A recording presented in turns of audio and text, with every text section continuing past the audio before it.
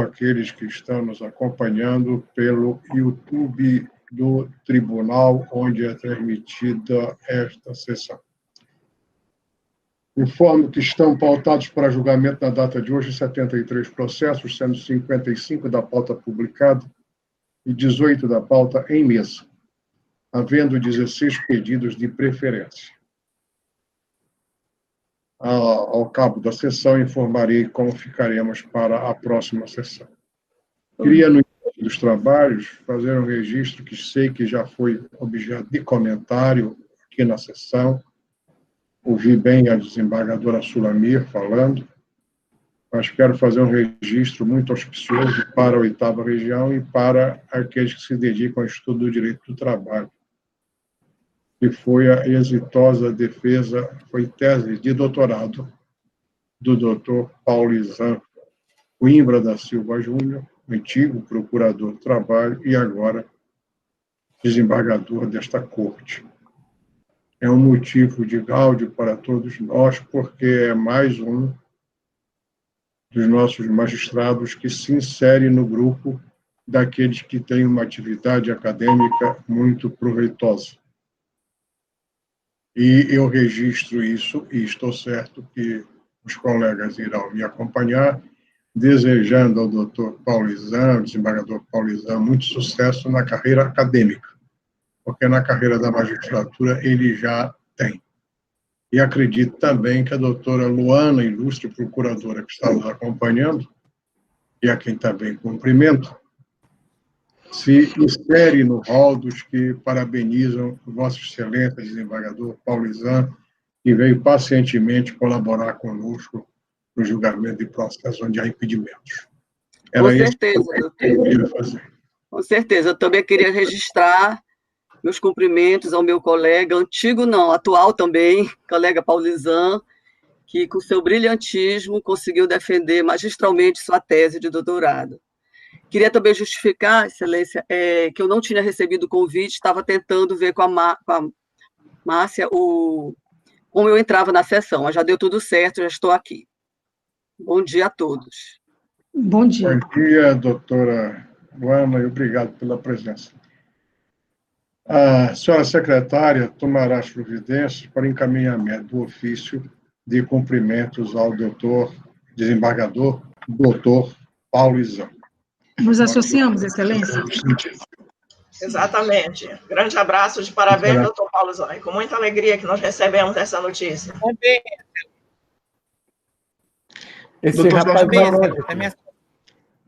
Doutor Jorge Henô, gostaria de ter a palavra. A palavra, Vossa Excelência. Eu, primeiramente, agradeço os cumprimentos dessa egrégia turma.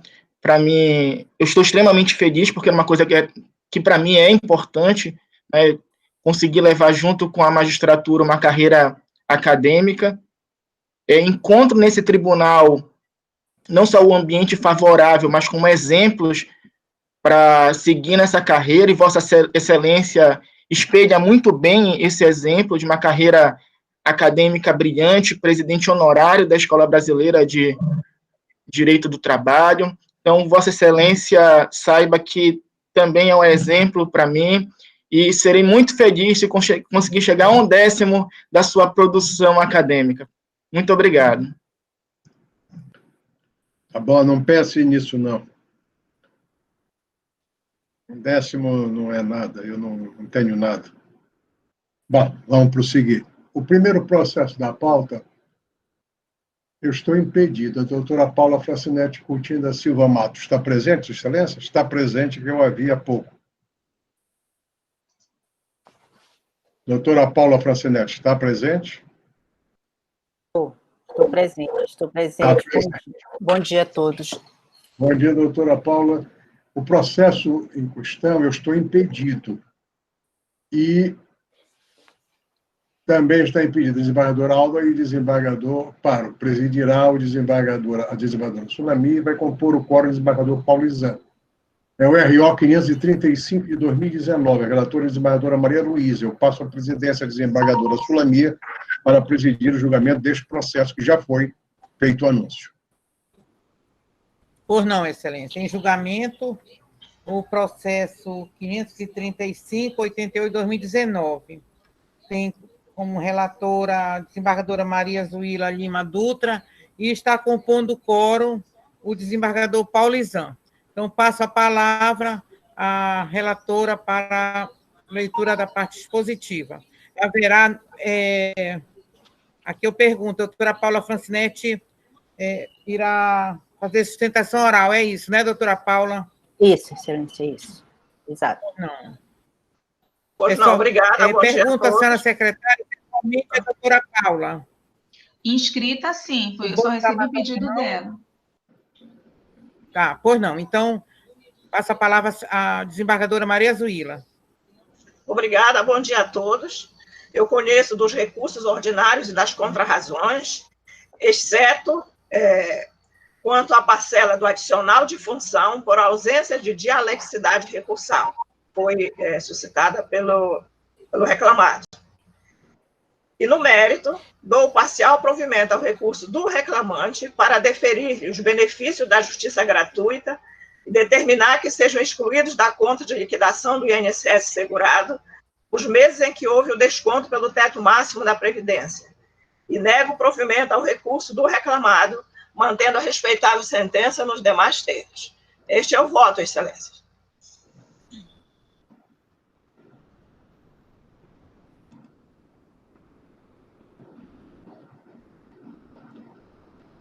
A desembargadora Sulamir está sem áudio. Passo a palavra. Pois não, obrigada, presidente. Passo a palavra à advogada Paula Francinetti para sua sustentação oral no prazo regimental. Excelência, ante a manifestação do voto da relatora, eu prescindo da sustentação. Obrigada.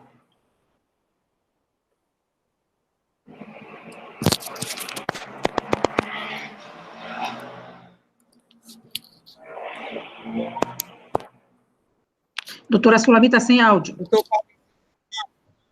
Doutor Paulizan, Vossa Excelência tem alguma divergência? O voto foi lido parcialmente pela doutora, nossa relatora, desembargadora Maria Zuila. Presidente, eu confirmo a manifestação prévia e acompanho a eminente relatora. Pois não. Então, como não há divergência, assim se decide nos termos do voto da eminente relatora. Devolvo a presidência a Sua Excelência, o desembargador Georgenor Franco. O processo seguinte é o pedido número 2, doutor. Número 2. Processo 6 da sala 2, doutor William Gorino Madeira. Está presente?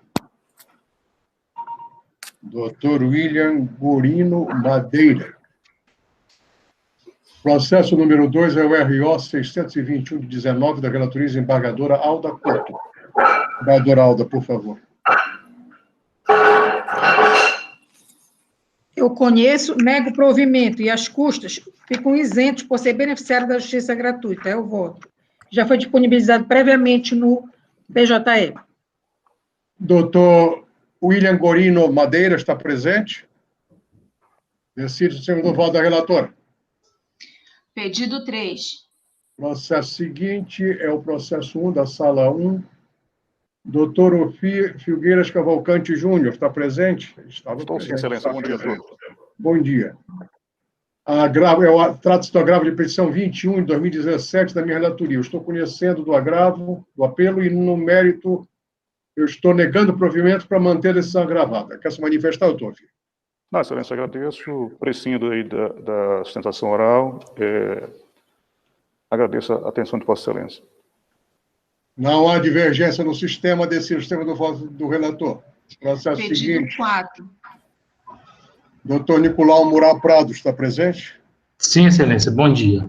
Bom dia, doutor Nicolau. Presidente.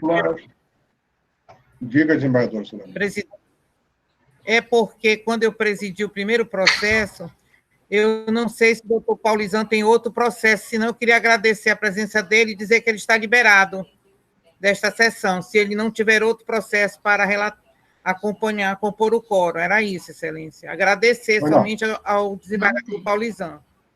Muito obrigado, desembargador Sulamir. Doutora Márcia, o desembargador Paulizan está vinculado a outro processo? Não, senhor, só apenas esse. Então, doutor Nicolau, um momentinho, nós vamos encetar o julgamento desse processo, mas houve essa interrupção ligeira.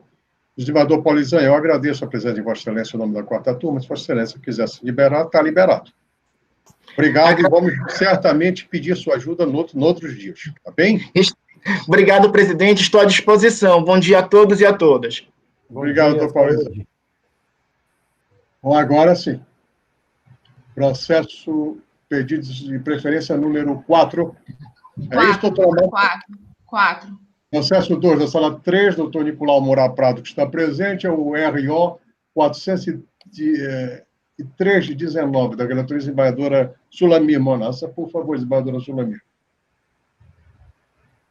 Por não, Excelência. Eu conheço do recurso ordinário. No mérito, Excelência, eu estou dando parcial provimento para reformando a sentença recorrida, excluída a condenação à multa estipulada por descumprimento da tutela de urgência, culminando custas processuais pela reclamada no importe de R$ 748,20. É assim que vota, Excelência. Doutor Nicolau, quer se manifestar? Sim, Excelência. É a palavra pelo prazo regimental. Doutora Marco, conte, por favor. Bom dia a todos, presidente, doutora Sulamir, demais membros desse colegiado, membro do Ministério Público, colegas advogados e servidores. A proposta de voto da doutora Sulamir exclui o descumprimento da multa pela reclamada na não realização do restabelecimento do plano de saúde. Peço vênia, doutora Sulamir, sei que do brilhante voto de Vossa Excelência, para que seja, sim, mantida a multa. Essa reclamante sofreu um acidente de trajeto que culminou com um grave e severo trauma em sua cabeça.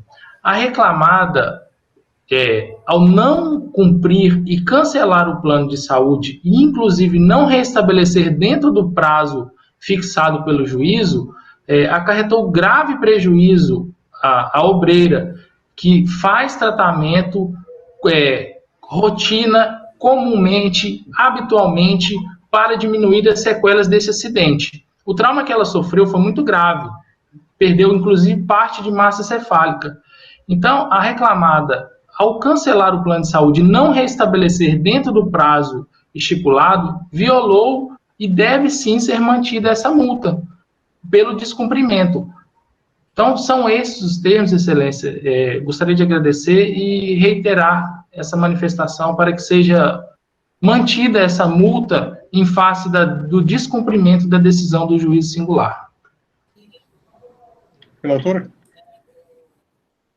Pois não, Excelência, um momento. Excelência, vou apenas me ater na questão que foi posta pelo advogado, que é o restabelecimento do plano de saúde, tutela de urgência, multa por descumprimento. Eu digo o seguinte, que provado nos autos que a reclamada cumpriu no prazo estipulado com a determinação imposta na tutela de urgência, não há que se falar em pagamento de multa por descumprimento da decisão. Por isso que eu estou dando provimento nesse aspecto do recurso ordinário. É nesse sentido, Excelência. É assim que voto. E mantenho a minha posição. Não há nenhuma divergência no sistema. Mantém as suas posições? Sim, Excelência. Assim se decide. Processo seguinte, pedido número... Pedido 5. Obrigado, número 5, Bom dia. Bom dia, doutor Moura. Processo 3 da sala 5, doutor Luiz Carlos Amorim Robortella, está em São Paulo. Doutora Maite Hernandes Botelho. Estou presente, eu vou substituir o professor Robortella. Vossa Excelência está em Belém ou está em São Paulo? Estou em São Paulo. Doutora Renata Andrade Simões. Presente, Excelência. Bom dia a todos. Egrégio Tribunal, o processo número 3 da sala 5, RO 521 de 19, da relatoria desembargadora Maria Zuila. A palavra, Excelência, para antecipar. Pois não, Excelência, conheço do recurso e das contrarrazões, porque preenchidos os pressupostos de admissibilidade, rejeita a preliminar de indevida concessão da justiça gratuita e, no mérito, Dou parcial provimento ao recurso da reclamada para afastar o reconhecimento de vínculo de emprego com a reclamante e julgar a ação totalmente improcedente, tudo conforme os fundamentos. Este é o voto, Excelências. Doutora Maitê, quer se manifestar? Tem alguma divergência? Até agora, não. Então, eu vou daqui. Não tem. Maravilha. Doutora Renata, quer se manifestar? Por favor, Excelência. Onde está a doutora Renata? Tem a palavra, doutora Renata. Bom dia a todos. Cumprimento Vossas Excelências na pessoa do nobre desembargador presidente. E inicio a minha sustentação, informando, né, que já estive nessa colenda turma anteriormente, sustentando num caso análogo e pedindo vênia para poder fazer uma remissão ao RO 0479 de 2019, da relatoria da excelentíssima doutora Alda, em que, nas suas razões, ela fez constar que esta colenda turma, de forma consubstanciada, entende pela improcedência das reclamatórias que buscam o reconhecimento do vínculo empregatício entre as executivas de vendas e a Avon Cosméticos. Fazendo essa preliminar, eu peço vênia a Vossas Excelências para que analisem de forma detida a análise e as provas trazidas aos autos. Houve uma instrução probatória robusta em que houve confissão da preposta da reclamada. Não só a confissão, como também foi corroborada pela gerente da reclamante tudo o que foi dito pela preposta da reclamada. Então, Excelências, peço encarecidamente, e novamente peço as escusas, de que sejam enfrentadas as provas nos autos, conquanto já exista um entendimento desta colenda turma, eu busco, como procuradora da reclamante, a análise, conforme o artigo 831 da CLT, das provas trazidas aos autos. Até mesmo porque esse enfrentamento, ele é imperioso, uma vez que a reclamante precisa entender o motivo do livre convencimento motivado de Vossas Excelências. Bom, respeitado isso, e sendo essa o momento oportuno para análise ampla do efeito amplo do RO, é que, sendo neste grau, o último grau da análise fática, é que, não havendo esse devido enfrentamento, existe e sobreexiste uma verdadeira supressão de instância. Bom, respeitado isso, esse entendimento consubstanciado gera ainda uma insegurança jurídica, uma vez que sobreexiste um pré-julgamento, o que eu peço vênia, porque se trata de verdadeiro estado de exceção, o que, de fato, não se acredita. Ok. Respeitado isso, Excelências, eu passo à análise dos fatos. Bom, conforme dito, houve confissão, que foi expressamente requerido que se manifestasse essa egrégia corte. A preposta da reclamada afirma de forma categórica que a ela estão subordinadas 23 executivas de vendas. Poderíamos, então, pensar, esse subordinada foi mera expressão de linguagem, não pode ser validado. Contudo, Excelências, abaixo, a própria preposta fala, tenho subordinada sim, contudo, ninguém abaixo de mim tem carteira de trabalho assinada. Mais adiante, ela fala que as executivas de vendas são contratadas para gerir equipe de vendas Avon, equipe de revendedoras Avon pronta. Então, não é um arregimento de novas revendedoras apenas. Existe uma equipe pré-definida. A reclamante é contratada para gerir a equipe pronta da Avon Cosméticos. Bom, e ainda continua. Para esse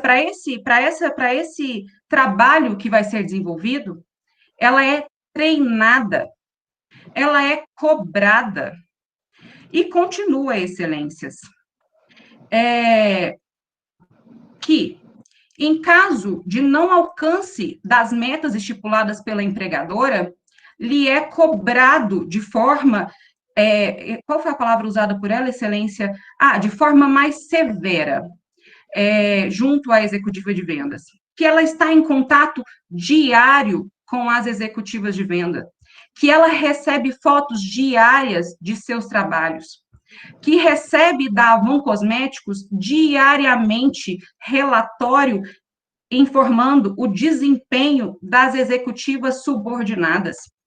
Se isso não é subordinação ampla, é jurídica, é onerosa, é subordinação 100%. O que mais seria, excelências? Ela ainda admite que faz o planejamento do trabalho das executivas, que quando as executivas não alcançam a meta estipulada, elas são punidas com redução de ganhos. E ainda, essa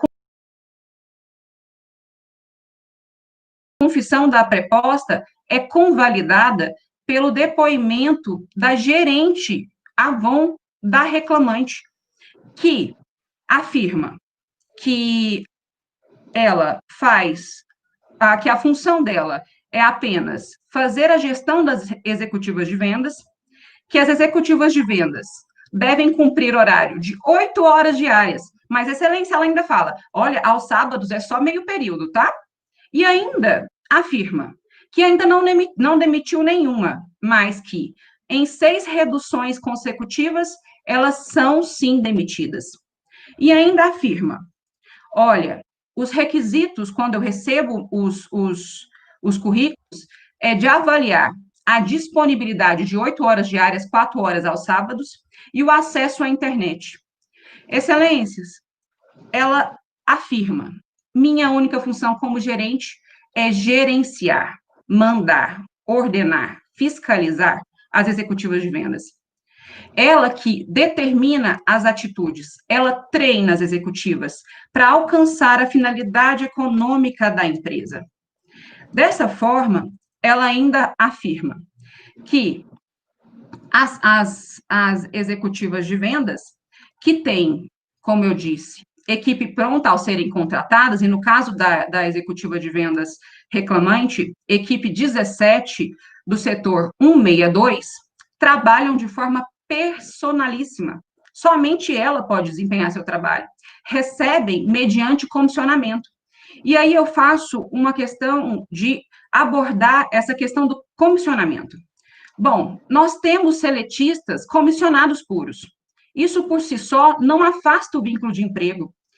Ora, se eu determino que é da executiva de vendas o risco do negócio, eu teria que demonstrar qual o risco que ela corre, uma vez que restou demonstrada na instrução probatória que ela apenas gere a equipe, onde eu posso atribuir uma gestão de equipe um risco de negócio, onde há autonomia no trabalho, se elas têm determinação de horário, se elas têm supervisão de metas, se elas têm designação do que fazer, pronta entregas, cadastramento, limites mínimos para regimento de novas revendedoras, são treinadas para alcançar a finalidade econômica da empresa reclamada.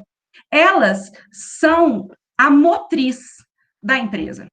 Sem elas, não há os braços efetivos que alcançam as revendedoras.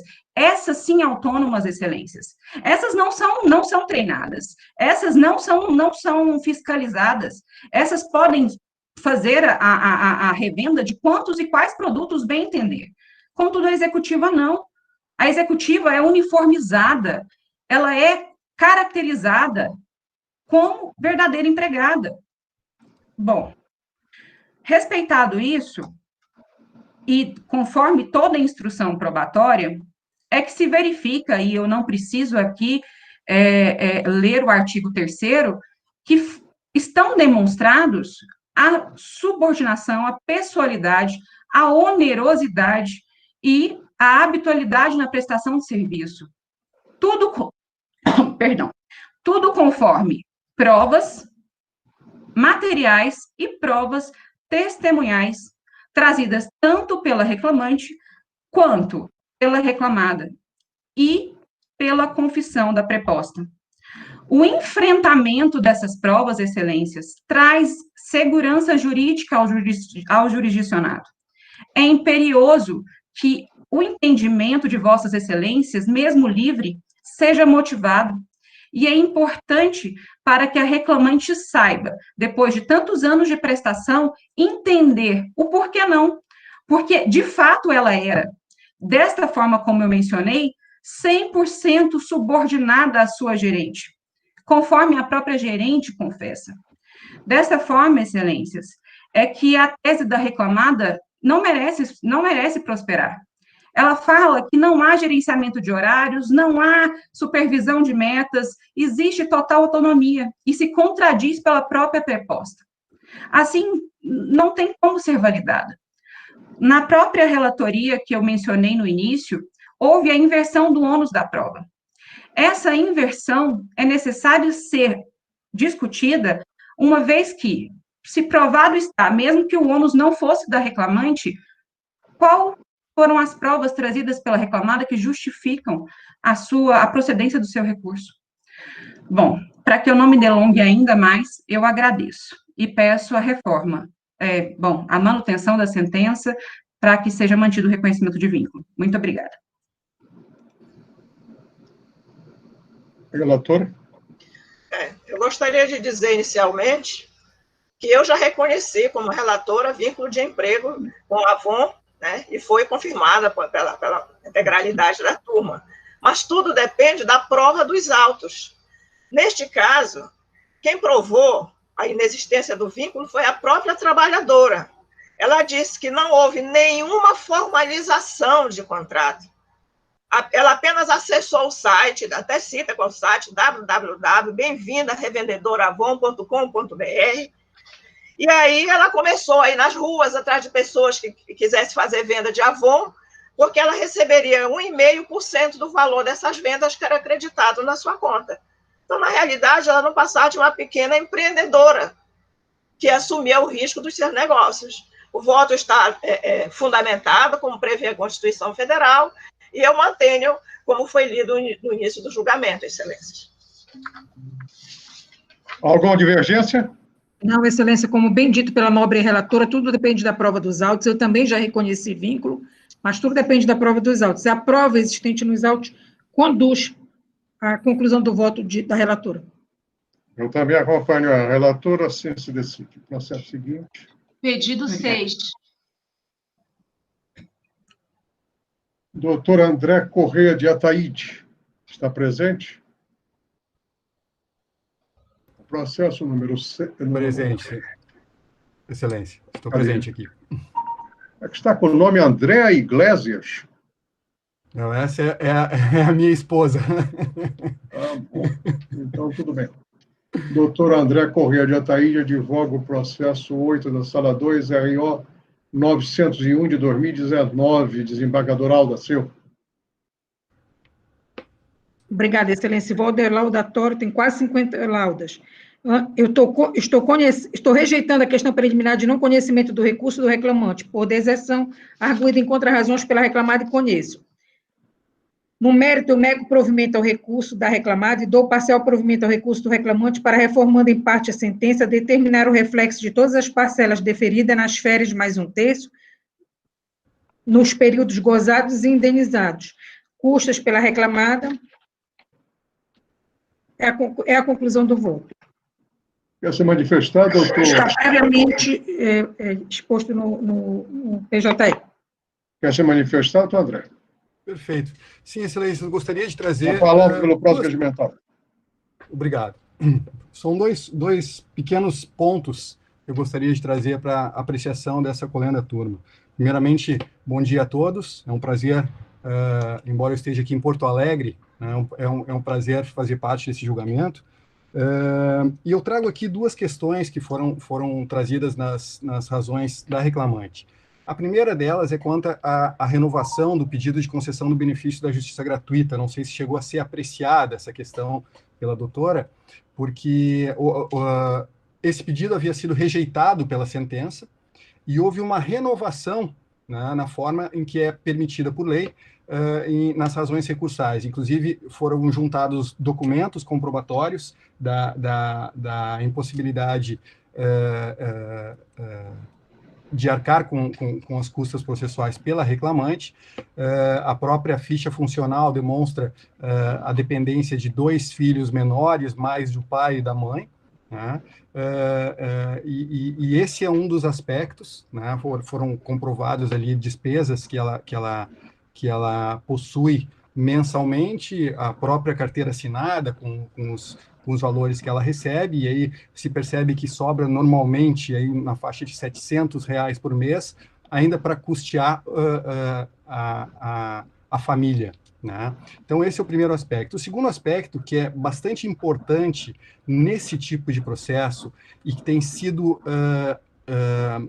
o entendimento tem sido mudado tanto nos diversos tribunais regionais quanto no próprio Tribunal Superior do Trabalho, né? Inclusive, nós juntamos 2 precedentes de turmas diferentes do TST, no que diz respeito à aplicação da súmula 340 e da OJ 397. O que acontece, excelências? A reclamante recebia uma parcela fixa, um salário fixo, acrescido de uma remuneração variável.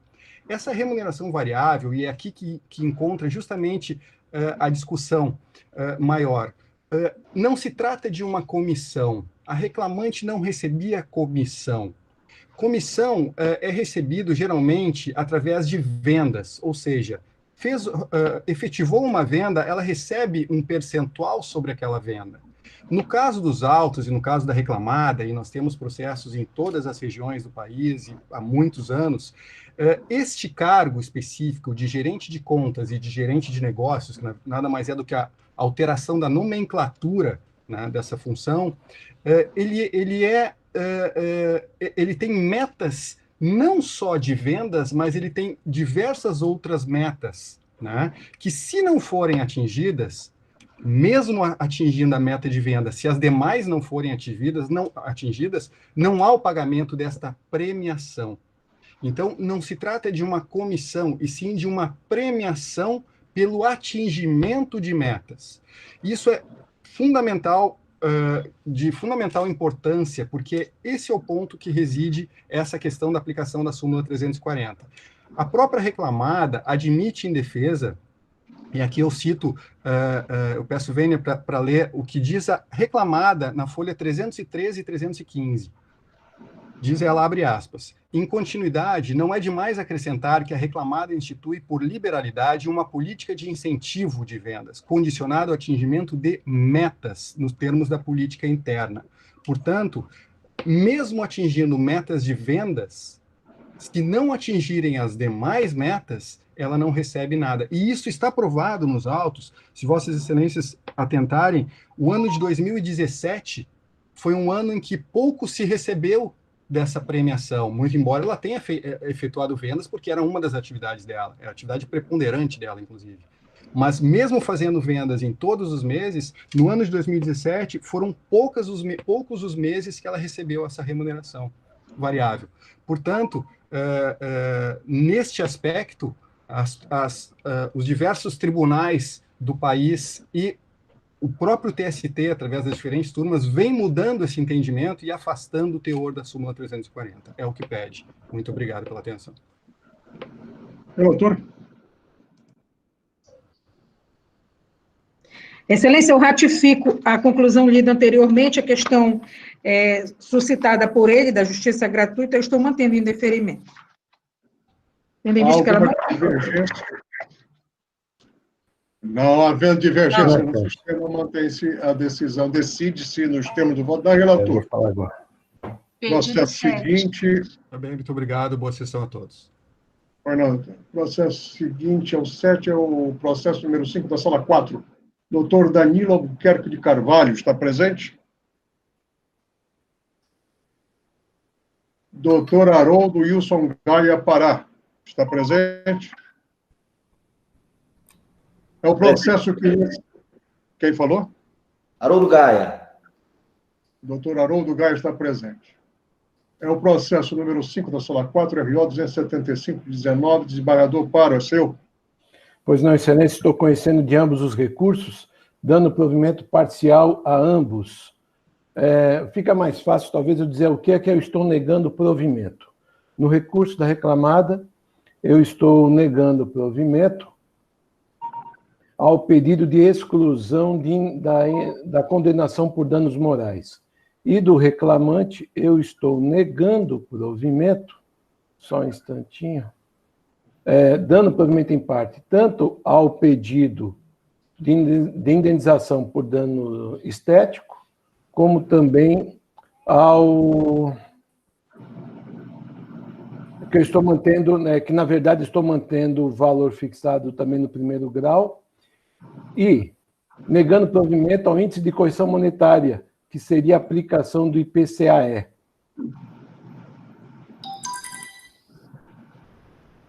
É a conclusão de voto, Excelência. Doutor Danilo Albuquerque de Carvalho está presente? Não está presente. Doutor Haroldo Gaia, Vossa Excelência, está presente? Quer se manifestar? Quero me manifestar, Excelência. É a palavra pelo prazo legal. Excelentíssimos senhores desembargadores, representantes do Ministério Público, nobres advogados. Excelências, o presente recurso, a presente condenação, reconheceu nos autos a culpa concorrente, qual seja que o reclamante, recorrido, recorrente, contribuiu para o acidente. E vejam só, ao reconhecer a culpa concorrente, o juízo de piso reconheceu nos autos de excelências que a empresa cumpriu, que é uma fazenda, vejam só, a empresa cumpriu todas as normas regulamentadoras do Ministério do Trabalho. A empresa possui, a fazenda possui PPRA, PCMSO, PGS-MTR, EPI, ASO. Isso tudo está nos autos. Inclusive, Excelência, há várias fotos nos autos onde o reclamante usava uniforme, usando o EPI completo. E vejam só, Excelência, contribuindo para isso, para mostrar que a empresa não teve qualquer responsabilidade no acidente. Vejam só, a tese aqui não é de responsabilidade objetiva, é de responsabilidade subjetiva, que haveria culpa da empresa. Então, vejamos o depoimento, Excelência, do próprio reclamante. Ele é esclarecedor. Ele fala em seu depoimento que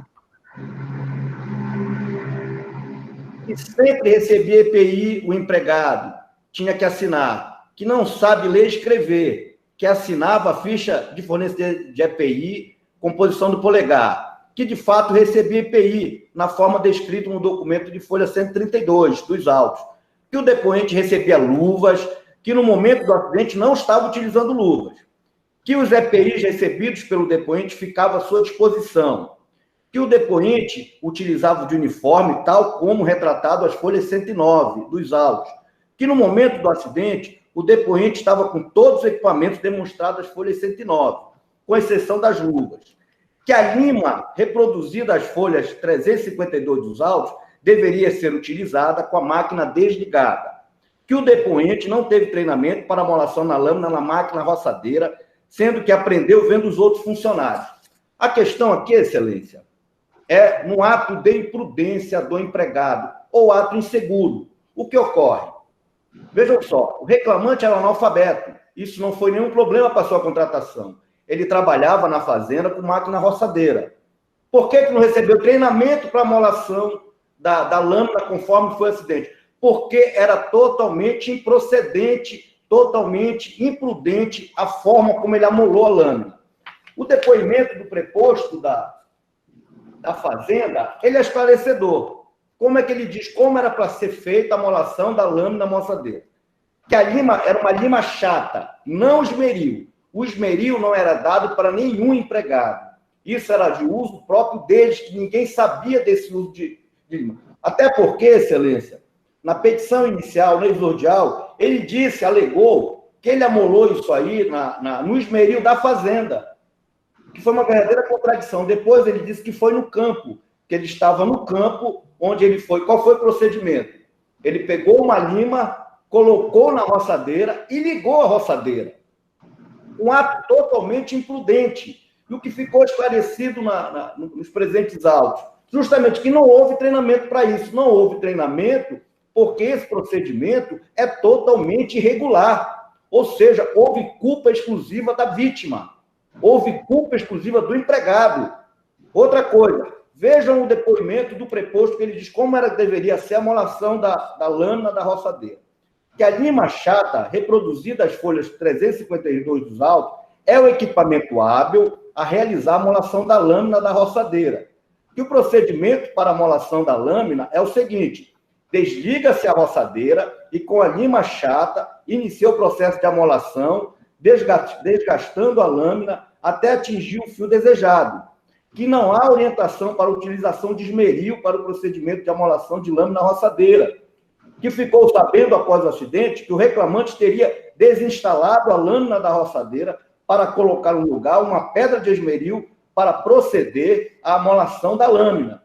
Que neste procedimento era portado pelo reclamante, era portado com a mão, sendo acionada a roçadeira para girar o esmeril da máquina. E esse procedimento se assemelha a uma tentativa de equiparar a amolação com o amolador automático, que não havia instrução para a realização de tal procedimento, que o procedimento correto consistia em utilizar a lima chata para amolação manual com a máquina desligada. Ou seja, Excelência, a pergunta que se faz nesses autos: qual o procedimento que a empresa deveria fazer para evitar o acidente? Nenhum, Excelência. Nenhum, porque foi um ato exclusivo do empregado, no roço, no campo. E vejam só, conforme ele diz, ele era analfabeto, ele operava uma máquina onde ele recebeu o treinamento geral, como todos receberam, não tinha nenhuma complexidade a atingir. Tanto é que o acidente não ocorreu com a máquina, utilizando a máquina. Foi um procedimento irregular. E vejam só, foi dada uma condenação, Excelência, por dano material de 125 mil, alegando que ele deveria ter feito, que a lesão na sua mão piorou porque ele não fez o procedimento cirúrgico. Vejam só, Excelência, ele confessa que ele foi imediatamente socorrido pela fazenda, levado ao hospital. O que ocorreu depois? Ele entrou com benefício do INSS e nunca mais procurou a empresa, Excelência. Inclusive, na audiência, foi alegado que ele procurasse a empresa, por quê? O laudo do INSS que está dizendo que ele está apto. Essa condenação foi baseada como se ele estivesse totalmente inapto, como se ele estivesse imprestável para o trabalho. Não é isso. O próprio laudo que foi juntado pelo perito, ele diz que houve uma diminuição de 40% da capacidade laborativa, está nos autos, que ele poderá ser remanejado para outras funções. E tem mais. O laudo diz aqui que a culpa por não ter feito a cirurgia teria sido da empresa. Ora, como que a empresa pode ter que pegar um empregado, forçar ele a fazer o tratamento, se ele não procura a empresa? Então, Excelência, esse acidente, ele entra no campo da imprevisibilidade, da incerteza, porque a pergunta que tem que se fazer aqui, se a empresa tem que ficar vigiando homem a homem no campo, e não é o caso. Ele tinha treinamento, ele tinha equipamento, ele não estava operando a máquina, e foi um ato totalmente imprudente, Excelência. Um ato totalmente imprudente. O que se pede aqui é para ser analisado dentro da responsabilidade subjetiva. E até nesse momento, não foi, desde os autos aqui do juízo de piso, não foi apresentado uma culpa da empresa, um dolo da empresa, uma falha e vejam só, Excelência, é uma fazenda. E é uma fazenda modelo aqui, que nunca tinha ocorrido um acidente dessa magnitude. Nunca houve nenhuma reclamação nesse sentido na empresa. E são mais de 40 empregados que trabalham lá no dia a dia. Entendeu, Excelência? Então, não existe que aponte nos autos, com a devida vênia, ilustríssimo relator. Mas não há nos autos nenhuma prova que a empresa tenha agido com culpa. Estão aí todos os programas de coisa, tem foto nos autos, tem palestra nos autos. O que houve, isso está confessado nos autos. Ainda que tenha sido superado o ato inseguro, mas foi um ato que a gente chamava anteriormente de ato inseguro. Porque é aquela ideia que se fala, não dá para dizer assim, olha, não atravesse a rua sem olhar para os lados. Você tem que olhar. Você não pode cometer um ato, botar o esmeril numa máquina, é totalmente irracional. Você colocar o esmeril numa máquina, na roçadeira e girar para molar a lâmina, é 90% ou 99% que você vai sofrer um acidente. E vejam só, isso está ligado ao uso e costumes. Ele fala nos autos que ele via alguns outros fazendo esse procedimento e resolveu fazer. Entendeu, excelência? Então, peço venha ao nobre relator, aos nobres desembargadores, que analisem dentro da questão da responsabilidade subjetiva, que não há nos autos nenhuma prova de que a empresa tenha agido com culpa ou dolo. Não há nenhuma responsabilidade da empresa neste acidente. A empresa tomou todas as providências. E vejam só, o juiz de primeiro grau também negou a questão do dano estético, que é cumulativo, entendeu? Além disso, ele não usa, ele não está incapaz. O dano material, e ainda além do dano material, determinando que a empresa custeie o tratamento cirúrgico dele, excelência. E tendo em vista que ele, inclusive, nem procurou a empresa. Até porque ele está buscando no INSS aposentadoria ou recorrendo, buscando a pensão. Ele se recusa a voltar a trabalhar. Ele se recusou, no dia da audiência, foi dito para ele procurar a fazenda, para ele se reapresentar ao emprego. E ele não fez isso. Então, eu peço bem, excelência, para demonstrar nos autos, que está nos autos. É uma fazenda modelo nessa região de Nova Ipixuna. Ela tem todos os programas, tem treinamento, equipamento, nunca passou por uma situação dessa. E está sendo condenada em quase 200 mil, entendeu, excelência? Por uma coisa que ela não teve culpa, que ela não contribuiu. O investimento nessa fazenda em saúde e segurança no trabalho é exemplar. É uma fazenda que nem fiscalização no trabalho, quando tem lá, nunca sofreu um auto de infração, porque ela cumpre as regras de direito do trabalho, as normas de saúde e segurança no trabalho. Então, peço bem, excelência, sim, para julgar essa ação tem que ser julgada totalmente improcedente, excelência, porque não há nos autos nada que demonstre a culpa da empresa. Eu peço bem para demonstrar onde residiria a culpa da empresa. Foi um ato imprudente, um ato inseguro do próprio empregado. Tanto é que o próprio juiz reconhece a culpa concorrente, que, na verdade, é culpa exclusiva. Toda semana tem um erro. Obrigado, excelência. Relator, gostaria de ter a palavra. Pois bem, excelência, muito embora as exposições feitas em tribuna sejam sensíveis, mas eu verifico aqui que do conjunto probatório, inclusive o laudo pericial, não me deixam outra conclusão, senão reiterar o que já consta na minha minuta de voto e também na tela de vossas excelências. Portanto, estou mantendo meu posicionamento, excelências. Há alguma divergência? Não, excelência, eu acompanho o relator. Eu também acompanho e decido o tema do voto do relator. Processo seguinte. Pedido 8. O processo 5 da sala 3. Doutor Paulo Sérgio Martins Rodrigues, está presente?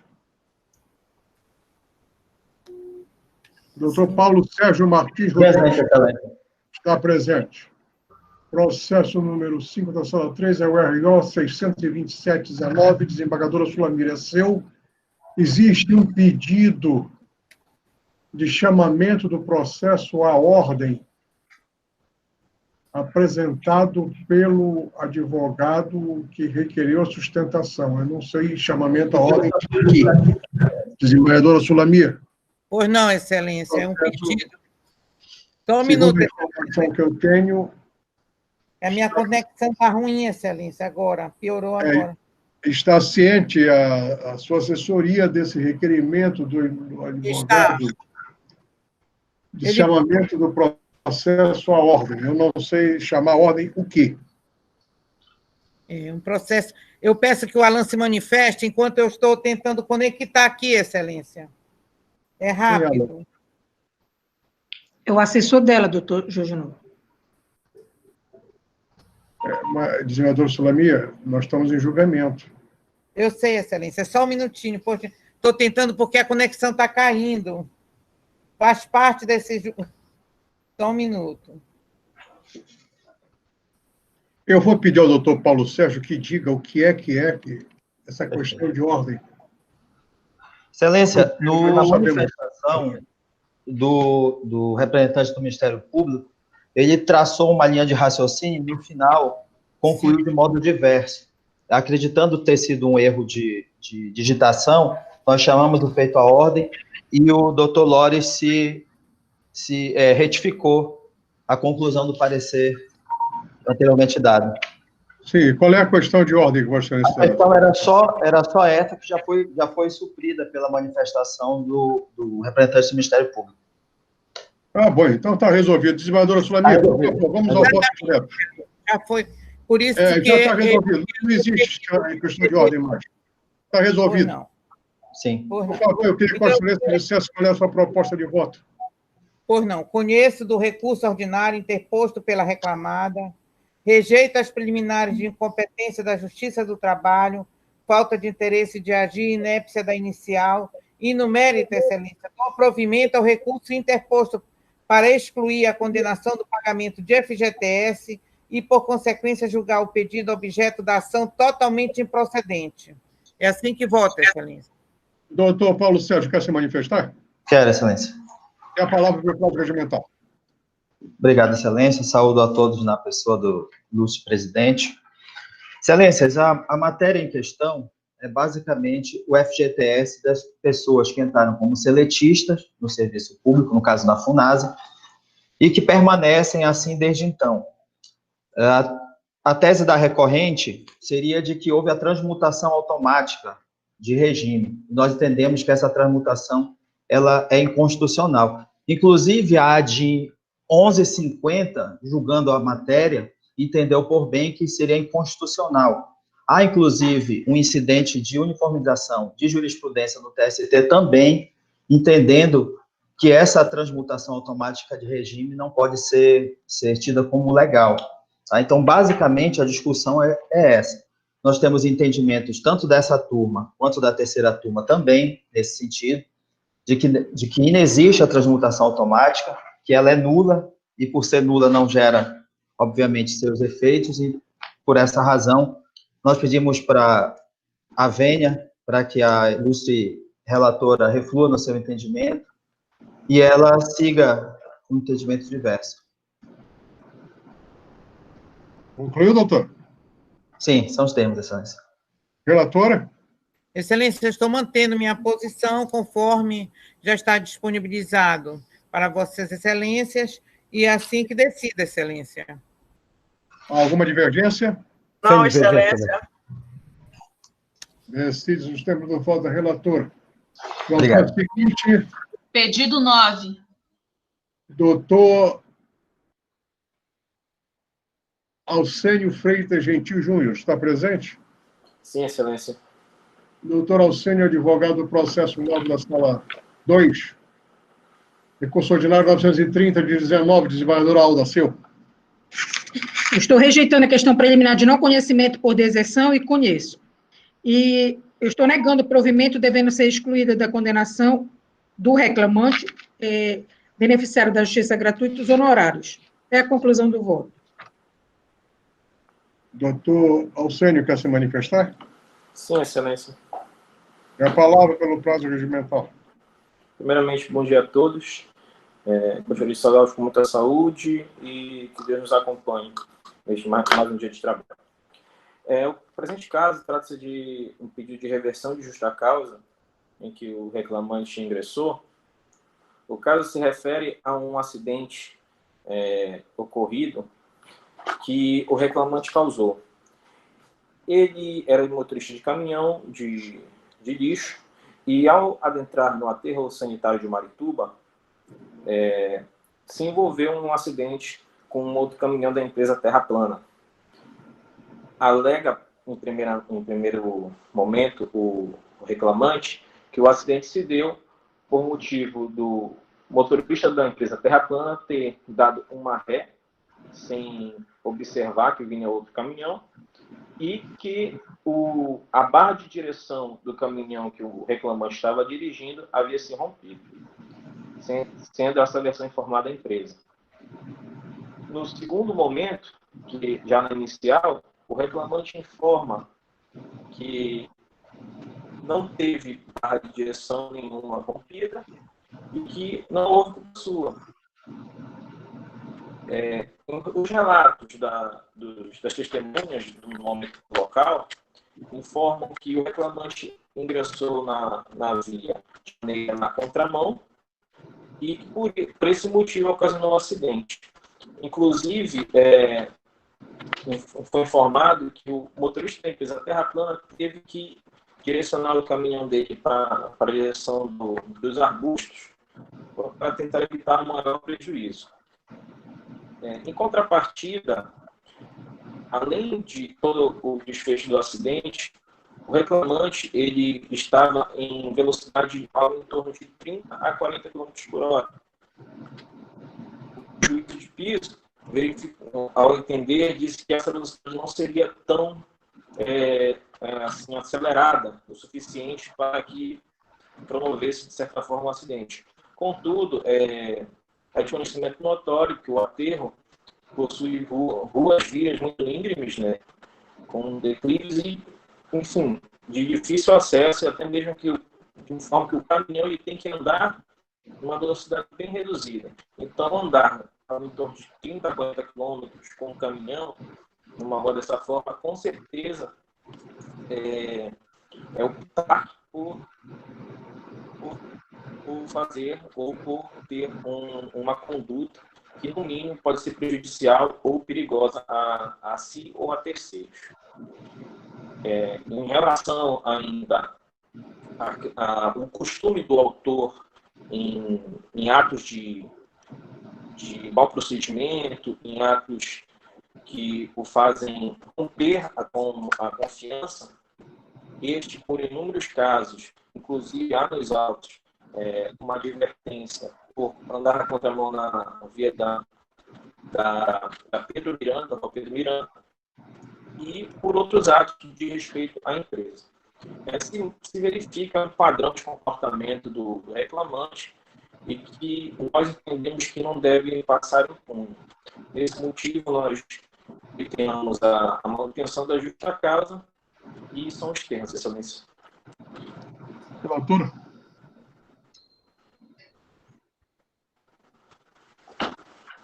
Seu som, desembargador Alder. Passe áudio. Eu estou ratificando a conclusão do voto lido anteriormente, conforme o voto previamente disponibilizado no PJE para Vossas Excelências. Alguma divergência? Não. Decide-se o termos do voto da relatora. Processo seguinte. Pedido 10. Não, doutor. Pedido número 10 é o doutora Ana Carolina Guiar Machado Fecuri. Está presente? Sim, excelência. Cadê ela? Estou presente. Ah, tá. Estou lhe vendo agora. Tudo A bom? doutora Ana Carolina advoga o processo 6ª, sala 5, RO 846 de 19, desembargadora Maria Vila Silva. Pois não. Condena o reclamante ao pagamento da multa prevista no artigo 81 do CPC por litigância de má-fé, à razão de 1% sobre o valor da causa. E não conheço do recurso porque deserto. Em consequência, não conheço do recurso adesivo da reclamada, porque segue a sorte do principal. Tudo conforme os fundamentos. Este é o voto, excelência. Doutora Ana Carolina quer se manifestar? Excelência, mas mantém a sentença de primeiro grau? Desembargadora Maria Zuila. Eu vou repetir aqui o voto. Condena o reclamante ao pagamento da multa prevista no artigo 801 do CPC, razão de 1% sobre o valor da causa por litigância de má-fé. E não conheço do recurso do reclamante porque deserto, então mantém a sentença de primeiro grau. Em consequência, não conheço do recurso adesivo da reclamada porque é dependente do recurso principal. Ok, excelência. Sem divergências? Sem divergência. Até agora, nenhuma, mas se a excelência quiser se manifestar... Não, então eu agradeço e preciso da sustentação. Não há divergência, decido os termos do voto da relatora. Processo seguinte. Pedido 11.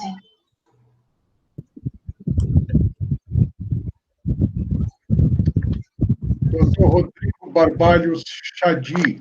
Outro doutor, onde está ele? Rodrigo, estou presente. Doutor Tito Valendo Couto, Michele, é o escritório, né? Somos nós três, mas quem vai fazer sou eu, Rodrigo. Doutor Rodrigo, advogado do processo 7 da sala 4, RO 772 de 19, desembargador Paro, é seu.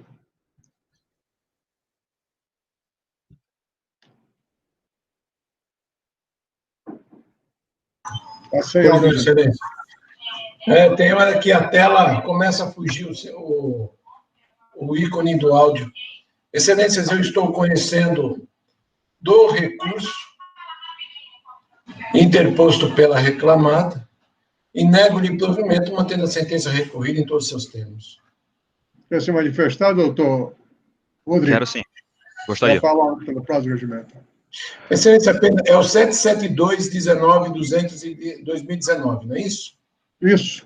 772. Okay, obrigado. Doutor Rodrigo, quer falar? Bom dia a todos.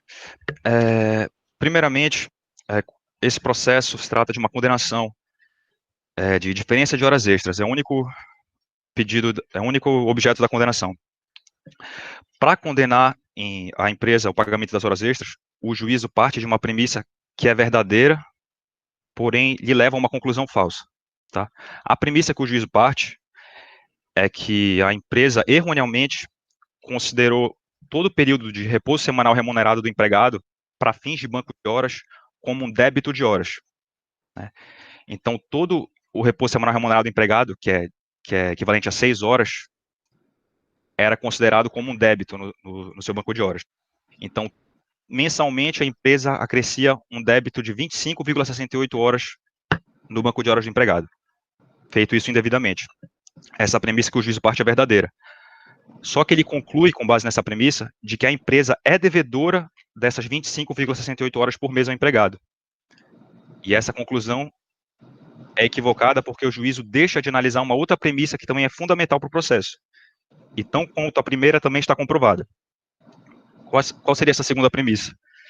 Mesmo se a gente desconsiderar toda essa compensação feita pela empresa, caso a empresa não tivesse descontado o descanso semanal remunerado como débito de horas do empregado, mesmo assim o empregado seria devedor de horas para a empresa.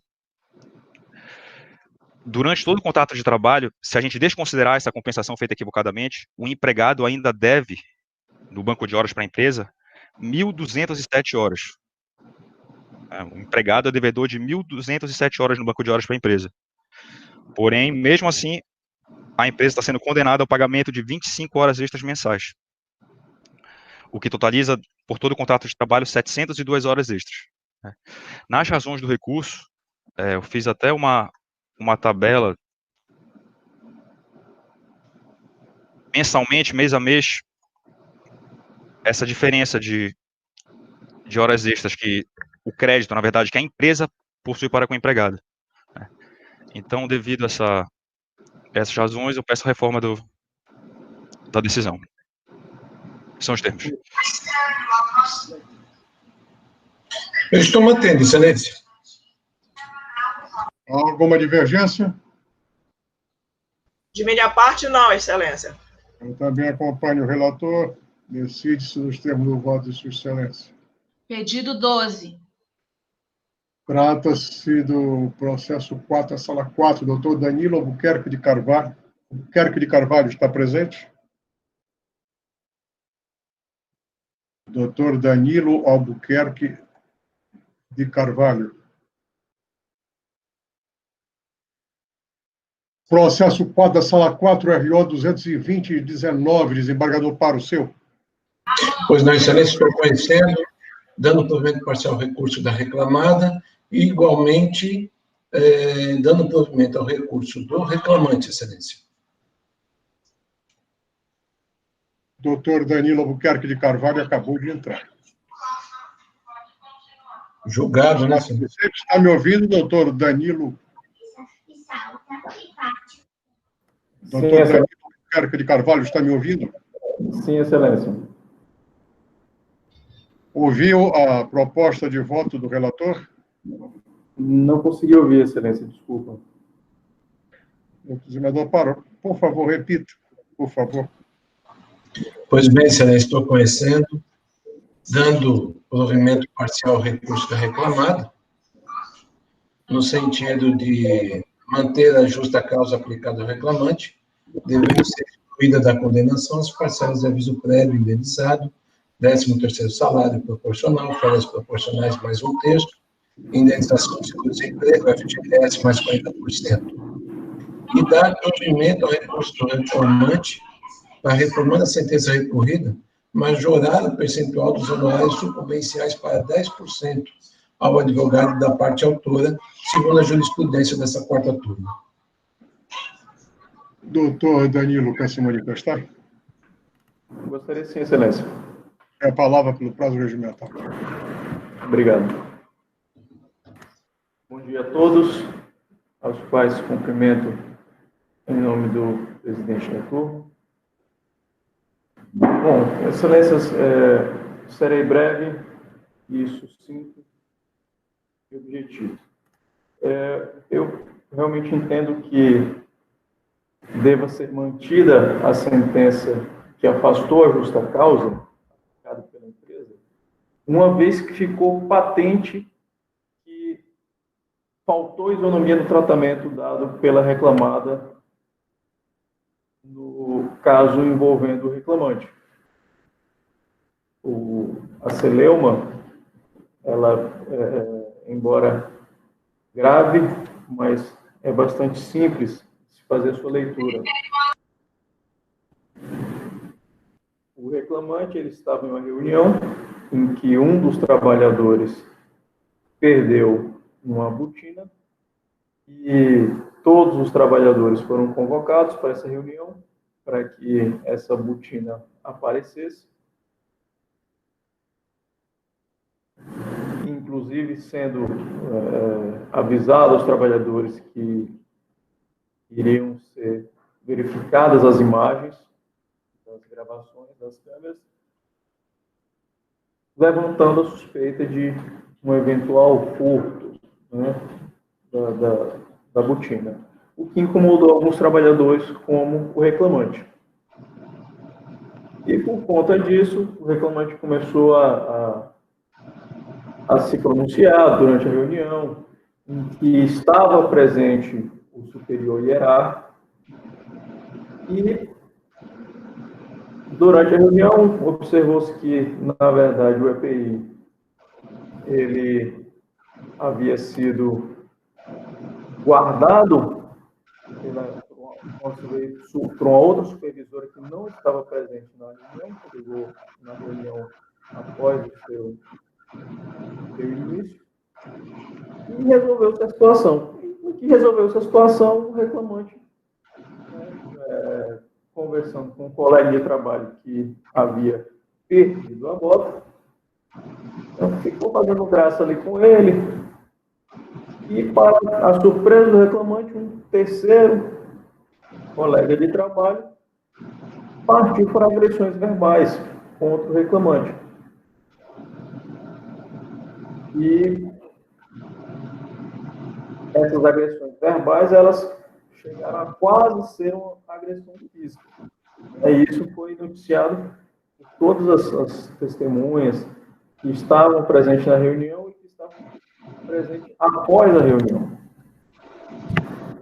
E esse empregado que foi para cima do reclamante, né, um empregado de nome Ever, ele iniciou essa briga contra o reclamante, essa agressão verbal na saída da reunião, e o reclamante chegou até o seu posto de serviço, onde começou a trabalhar, e o posto de serviço é uma loja de recapeamento de pneu, troca de pneu e tudo mais, em que uma das ferramentas de trabalho que o reclamante utiliza é uma faca, e ele estava com a faca em punho, trabalhando, e foi surpreendido pelo empregado Weber, que não fez parte digamos, da brincadeira com que o reclamante fez, foi com outro empregado que havia perdido a botina, e o reclamante se viu surpreendido pela presença do empregado Everton no seu posto de trabalho,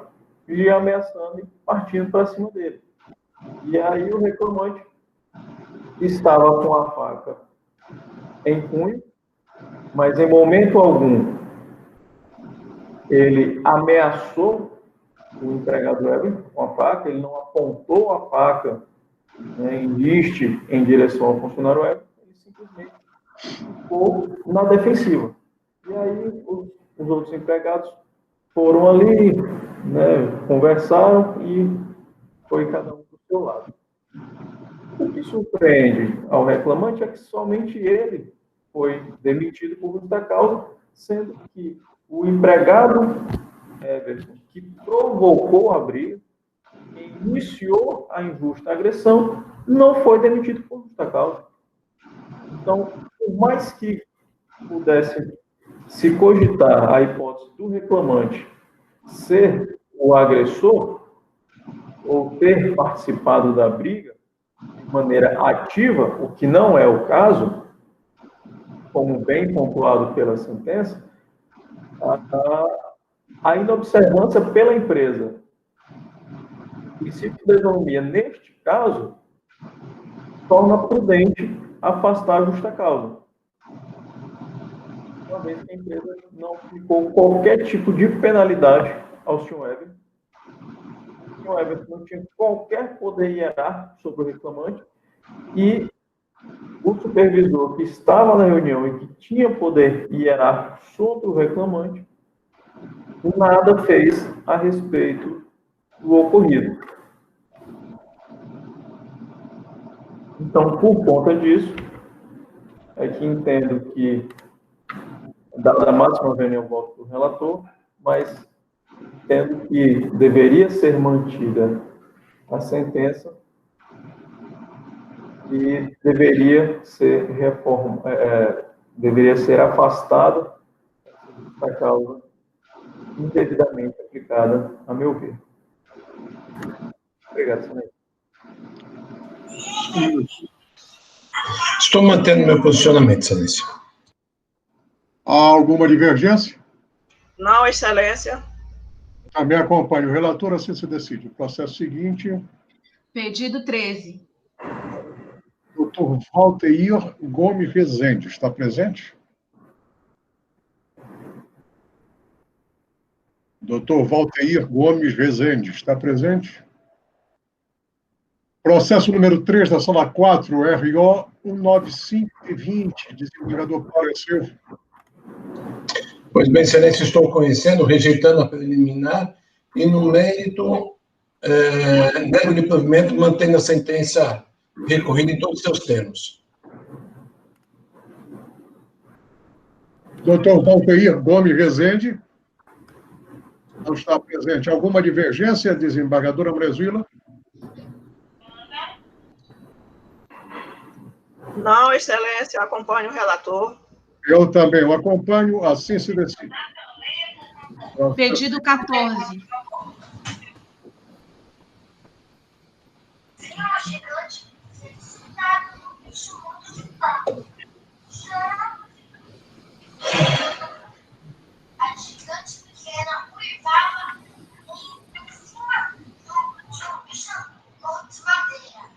Eu peço a alguém que está com o áudio ligado, que, por favor, desligue.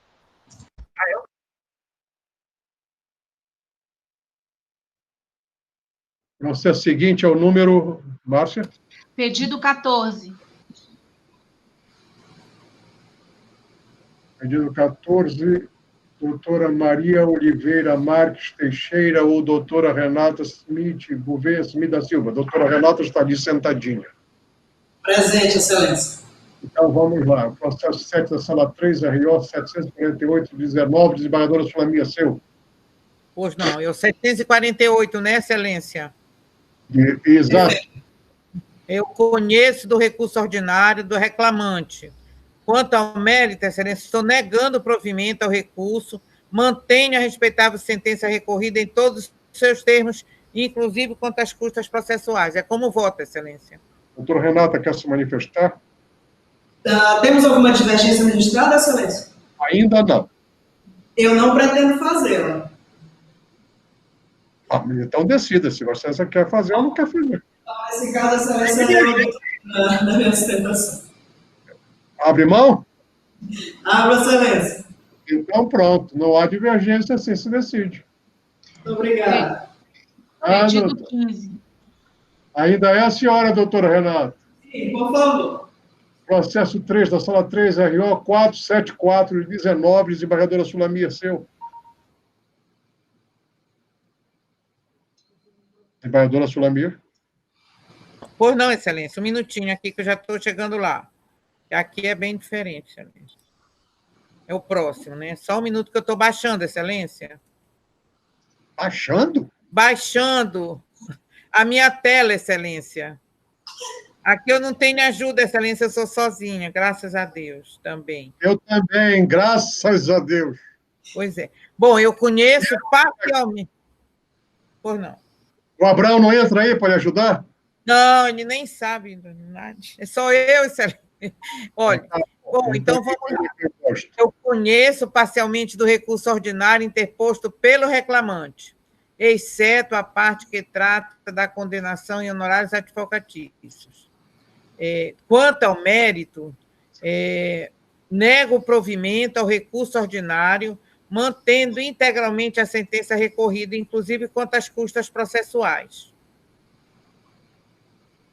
Conheço e nego o provimento. Ótimo. Doutora Renata, quer se manifestar?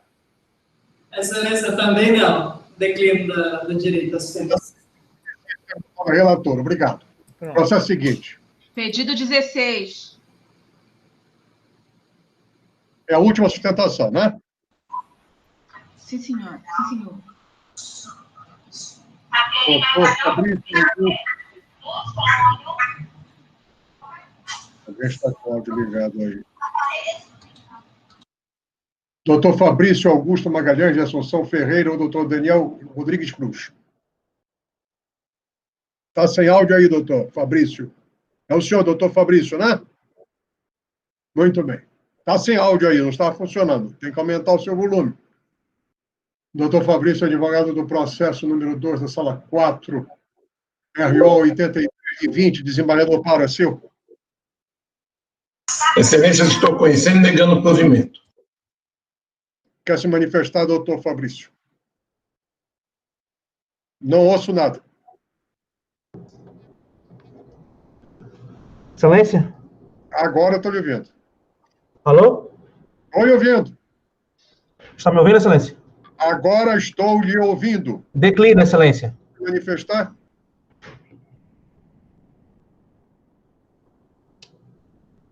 Ele não quer, Excelência. Ô, doutor Fabrício, segura esse microfone perto da sua boca. Ele não está ouvindo nada. Não é o seu ouvido, é a boca. O microfone, bote perto da boca. Agora nem isso. Excelência, ele já disse que ele declinava. Estou sendo ouvido agora, Excelência? Vocês querem se manifestar? Excelência, tendo em vista o voto do nobre desembargador, eu declino o direito. Pois não. Não há divergência desses termos do voto do relator, estão encerradas as preferências. Não há mais nenhum incidente. Vamos julgar os processos da pauta. Vamos às salas de julgamento.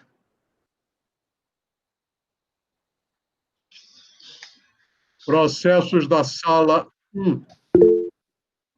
Não há nenhuma divergência, decide-se nos termos do voto do respectivo relator. Processos da sala 2.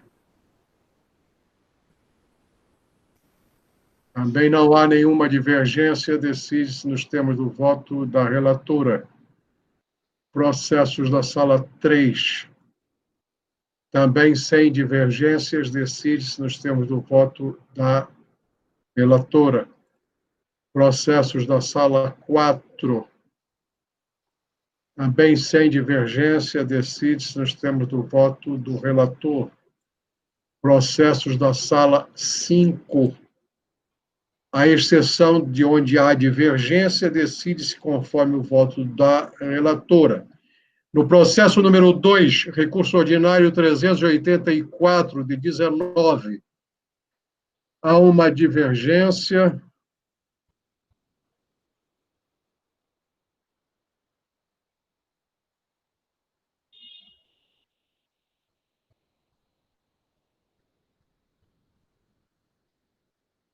Da desembargadora Alda Couto, acompanhada por mim, relativo à indenização por dano moral por mora salarial.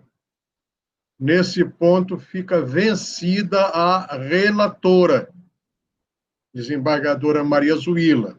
Tá certo? Ok, já está registrado, Excelência. Processo seguinte, também seu, desembargadora Maria Zuila, é o agravo de petição 1613 de 2012.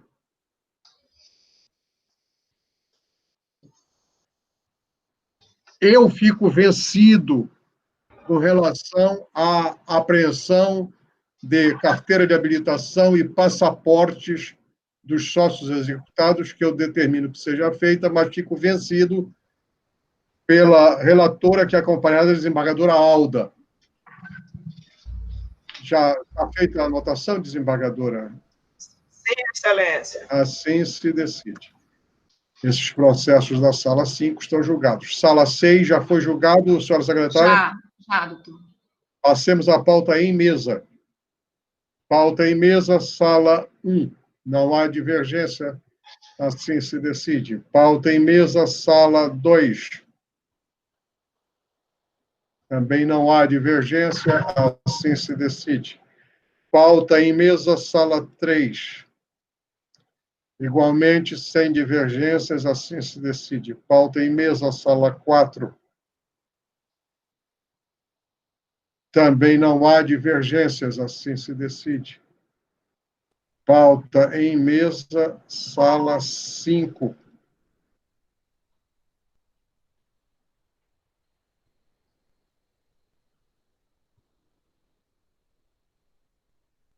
Não há divergências, assim se decide. A pauta em mesa, sala 6, o senhor não deve estar visualizando. Em mesa, sala 6, eu estou impedido. Eu estou impedido. E agora? A doutora Alda vai presidir. Ah, tá. Então, preside esse julgamento da desembargadora Alda, quem passa a palavra. Desembargadora Alda. Seu microfone, doutora. Presido. Em julgamento do processo número 68302-2019, relatora doutora Maria Zuila, eu verifico que não há divergência, confirma as posições? Não havendo divergência, fica assim proclamado o resultado no termo do voto condutor, devolvo a presidência ao nobre titular. Grande Tribunal, não há mais processos a atender. A próxima sessão, cujos votos já estão disponibilizados no PJE à consideração de Vossas Excelências, no próximo dia 30 de junho, estão pautados 94 processos da pauta publicada, e mais a pauta em mesa, que será disponibilizada no decorrer da semana.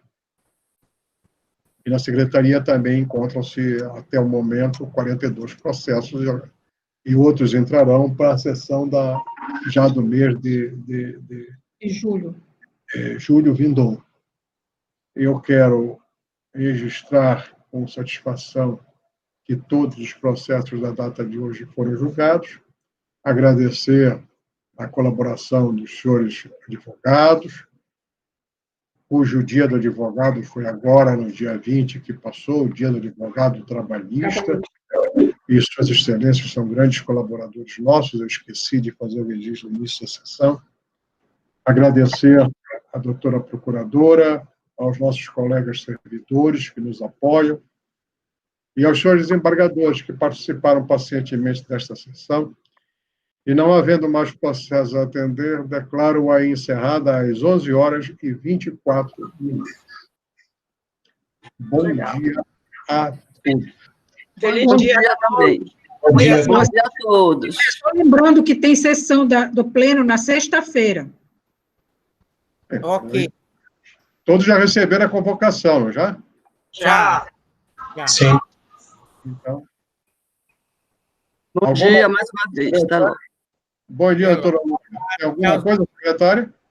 Não, tudo ok já, está tudo terminado. Está encerrada a sessão. Um bom dia a todos. Bom dia.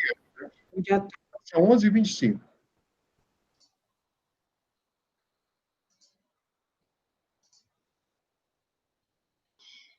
Alguém quer saber o resultado do que está me perguntando aqui? Sim, Márcia. É o doutor? William Gorino. Só um minutinho. Deixa eu só ver aqui, tá?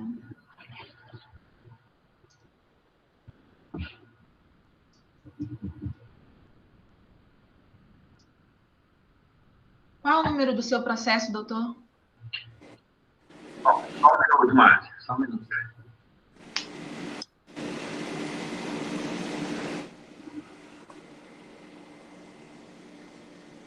Márcia? Oi, doutor Carlos Tadeu. Tá. Eu já vi aqui o senhor. Tá, obrigado. 621, 84, 2019, 08, 01, 30. Falador de número 6. Só um minutinho que agora eu vou lá para o PJEV. Tá, jóia. Obrigado, Márcia.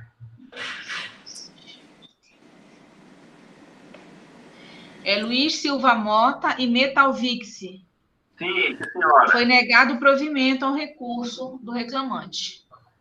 Tá, jóia. Obrigado, Márcia. Bom dia, viu? Bom dia. Agora é o doutor Carlos Tadeu. Isso, Márcia. Eu não sei se foi julgado um ou dois processos da vinha. Foram dois seus, Foram dois, né? O primeiro tinha pedido de sustentação e o doutor Alfi estava presente. Deixa eu me dizer o resultado. Você me dá o número dele, só para controle. Sala 1, número 1. O processo AP 2124, entre partes José Márcio Garcia Pinto, Eletrix, Construções e Comércios e outros, foi negado o provimento ao recurso. Tá? É o que está aqui no sistema. E o outro processo é o 1673, né? Uhum. Também do doutor Georgenon. 1673. Entre partes Josiel Sardinha Azevedo, Eletrix e outros, também foi negado o provimento ao recurso. Ok, obrigado. Nada, doutor.